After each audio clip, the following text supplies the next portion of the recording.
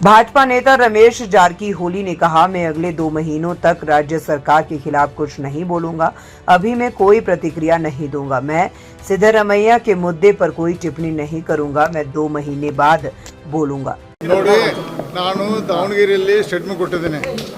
ಮುಂದಿನ 3 ತಿಂಗಳವರೆಗೆ ಸರ್ಕಾರದ ಬಗ್ಗೆ ಆಯ್ತು, ಇದರ ರಾಜಕೀಯ ಬಗ್ಗೆ ಮಾತಾಡೋದಿಲ್ಲ. ಈಗ 1 ತಿಂಗಳಾಯ್ತು, ಇನ್ನೂ 2 ತಿಂಗಳು ಮಾತಾಡೋದು, ಆಮೇಲೆ ಮಾತಾಡ್ತೀನಿ. ನೋಡಿ, ನಾನು ಇನ್ನೂ 2 ತಿಂಗಳು ಮಾತಾಡಲ್ಲ, ಆಮೇಲೆ ಮಾತಾಡ್ತೇನೆ. ಸರ್ಕಾರ ಬಗ್ಗೆ ಮಾತಾಡೋದು, ರಾಜಕೀಯವಾಗಿ ಮಾತಾಡೋದು. ದಯವಿಟ್ಟು ಕ್ಷಮಿಸಿ. ನೋಡಿ, ನಾನು ದಾವಣಗೆರೆಯಲ್ಲಿ ಸ್ಟೇಟ್ಮೆಂಟ್ ಕೊಟ್ಟಿದ್ದೇನೆ.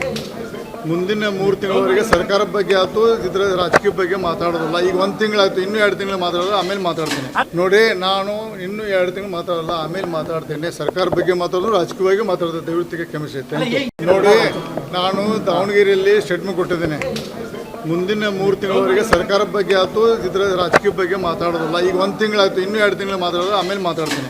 ನೋಡಿ, ನಾನು ಇನ್ನೂ 2 ತಿಂಗಳು ಮಾತಾಡಲ್ಲ, ಆಮೇಲೆ ಮಾತಾಡ್ತೇನೆ. ಸರ್ಕಾರ ಬಗ್ಗೆ ಮಾತಾಡೋದು, ರಾಜಕೀಯವಾಗಿ ಮಾತಾಡೋದು. ದಯವಿಟ್ಟು ಕ್ಷಮಿಸಿ.